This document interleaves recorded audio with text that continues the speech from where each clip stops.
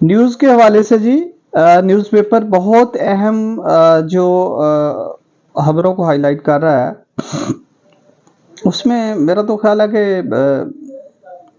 मर्जी है ये यूएस की, इसराइल की। बहरहाल खबर क्या है, long awaited truce to ease Gaza 6 week ordeal. ठीक है जी, ये आज की हमारी खबर नहीं है, अहम थी लेकिन हम नहीं कर पा रहे। मेन इसका थोड़ा सा टॉपिक हम देखते हैं। लॉन्ग वेटेड ट्रूस, ट्रूस होता है जी आरजी जंग बंदी। 4 दिन के लिए उन्होंने जी 4 दिन के लिए, और वो भी उन्होंने खुद की, अपनी मर्जी से की। कोई इसमें जो इंटरनेशनल कम्युनिटी है उनको कोई उन्होंने नहीं देखा, किसी यूएनओ ने, ओआईसी को नहीं देखा, बल्कि खुद ही अपनी मर्जी से वो ही चाह रहे हैं। बहरहाल आगे कहते हैं जी, Qatar, US and Egypt help negotiates 4-day lull that may be extended if more prisoners are released। वो हमने ये टॉपिक शेयर नहीं किया था। लल का क्या मीनिंग होता है सर? किसका?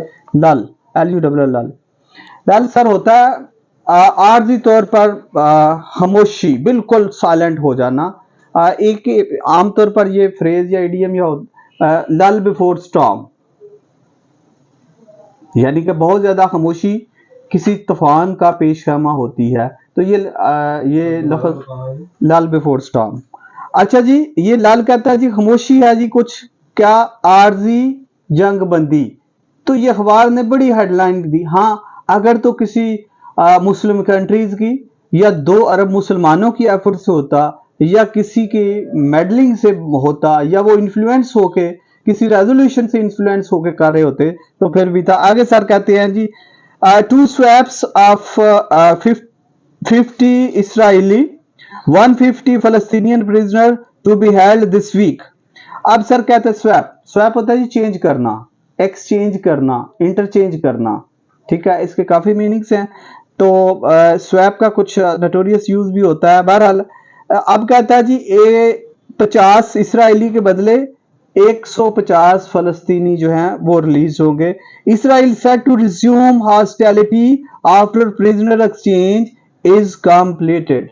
कोई नहीं रोकेगा भाई उसकी हॉस्टिलिटी, किसकी? इसराइल की। सेट टू रिज्यूम, दोबारा, रिज्यूम होता है दोबारा शुरू करना किसी जंग को, किसी काम को, किसी वर्क को, किसी कोर्ट को, कोई भी आपका होता है उसे रिज्यूम कहते हैं जी।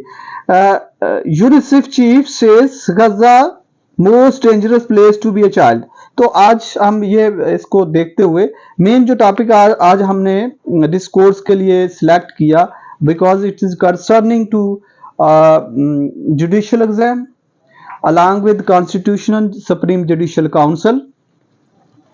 उसमें जो खबर चल रही है जी कि सुप्रीम जुडिशियल काउंसिल ने शो कॉज नोटिस दे दिया जस्टिस नकवी साहब को। तो आप ये कह सकते हैं कि Naqvi, justice Naqvi is in hot water. Hot water का आपने इडियम सुना? ठीक है, हॉट वाटर क्या होता है? मुश्किल में होना।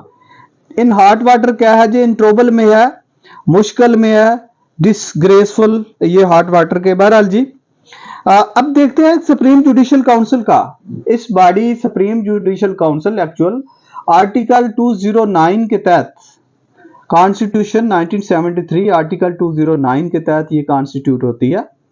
और इसमें एक जो हेड कर रहा होता है वो चीफ जस्टिस ऑफ पाकिस्तान है, और दूसरा सीनियर मोस्ट जज ऑफ सुप्रीम कोर्ट। ठीक हो गया।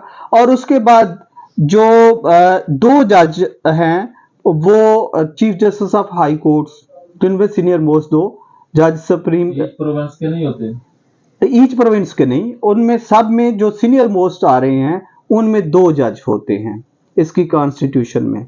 ठीक है, अब ये मेंबर्स कॉन्स्टिट्यूट हुए और पहले इन्होंने इनिशियली इंक्वायरी की, फिर इसके बाद उन्होंने शोकाज दे दिया। और ये डेफिनेटली एक ग्रेट ट्रबल नजर आ रही है, और शायद ये उनकी रिमूवल का बहस बन जाए या उनके इस्तीफे का बहस बन जाए जी।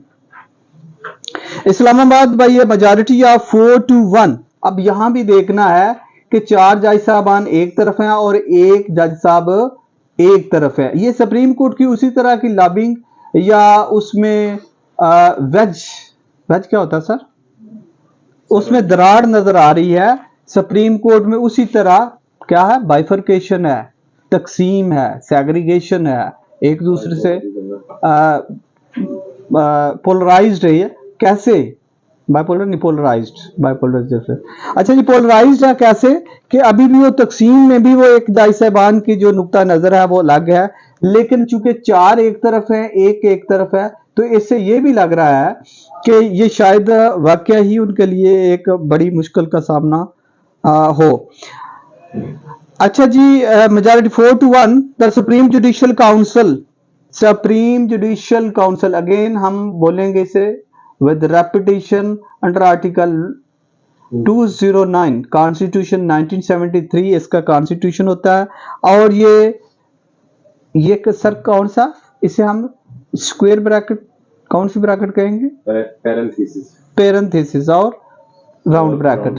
तो राउंड ब्रैकेट का इस्तेमाल जब करता है वो एडिशनल इंफॉर्मेशन किसी के बारे में देता है, अदरवाइज इंफॉर्मेशन देता है। On Wednesday issued a show cause notice, show cause के हाइफानेशन, अभी हमने कहा कि जैसे वर्ड कैसे बना, show cause notice afresh, fresh और अफ्रेश, ठीक है जी, दोनों ही, टू सिटिंग सुप्रीम कोर्ट जज justice Syed Mazahar Ali Akbar Naqvi with the direction to come up with his defense by filing a reply within a fortnight। fortnight मैं आमतौर पर कहूंगा ये लीगल जुबान में, पार्लेंस में ज्यादा इस्तेमाल होता है, लेकिन ये कोई रिस्ट्रिक्टेड वर्ड नहीं है कि वहां ही ज्यादा इस्तेमाल होता है। ज्यादा जज साहबान, अपने हाई कोर्ट के जज साहबान कि ये रिप्लाई दे दे फोर्टनाइट बेसिकली 15 यानी 15 दिन, 2 वीक, 2 हफ्ते को कहते हैं, 15 दिन को कहते हैं fortnight. Headed by chief justice of Pakistan CJP, ठीक। फिर उसकी इसी तरह ही काजी फाइज ईसा। अब जो इसमें कॉन्स्टिट्यूशनल बॉडी है, इसमें चीफ जस्टिस इस वक्त इनकम्बेंट, कौन, मौजूदा chief justice Qazi Faez Isa. Also dispatch the complete records of allegations and evidence mentioned in the complaint against Justice Naqvi to furnish his reply within a fortnight। अब ये सेंस कहां से ड्राइव हो रही है, कहीं भी कोई क्रिमिनल ट्रायल या केस होता है तो अक्यूज्ड को ये कॉन्स्टिट्यूशन में नहीं लिखा हुआ कि उसे नकलें दी जाएंगी, लेकिन ये CRPC को रेफर करते हुए किसी अक्यूज को क्या होगा, कॉपियां दी जाएंगी, नकलें दी जाएंगी, जो भी एलिगेशन उसके खिलाफ है, और ये फ्री ऑफ कॉस्ट स्टेट के बिहाफ पे दी जाती हैं, फ्री ऑफ कॉस्ट दी जाएंगी अक्यूज्ड को। Justice Naqvi to furnish his reply within a fortnight, because के पर्सन जिसके खिलाफ एलिगेशन है उसे पता हो कि क्या एलिगेशन है और उसने क्या रिप्लाई करना है जो प्रपोज्ड अक्यूज्ड है या अक्यूज्ड है उसमें। The SJC is a constitutional body that probes allegations of misconduct against the superior court's judge. The decision to issue the show cause notice was taken by the CJP Justice Sardar Tarak Masood, दूसरे नंबर पे है chief justice Lahore high court Mohammad Ameer Bhatti and chief justice Balochistan high court Naeem Akhtar Afghan ही लिखा हुआ जी।